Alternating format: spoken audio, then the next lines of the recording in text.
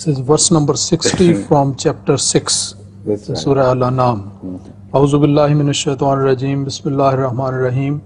Wa indahu mafatihul ghaibi la ya'lamuha illa hu wa ya'lamu ma fil barri wal bahri wa ma tasqutu min waraqatin illa ya'lamuha wa la habbatin fi zulumatil ardi wa la ratbin wa la yabisin illa fi kitabim mubin.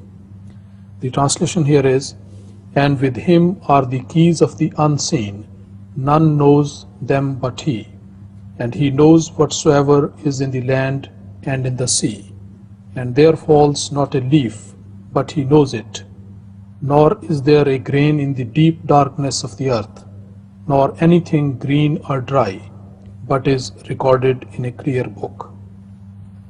So could you kind of explain to us the meaning and significance of wala radbin wala yabisin?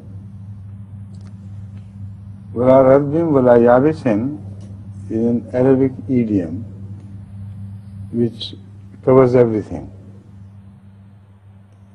Like in English you say, everything, whatever exists, wherever it exists. That expression, which rules out the application of Allah's, which rules out anything to be outside the knowledge of Allah. This is the meaning. Wala radbin wala yabisin. Literally speaking, it means that which is wet and that which is dry. So it can have an extended application, this expression, to life and lifeless things, to the living and the lifeless things. Because God created everything from water, everything living from water.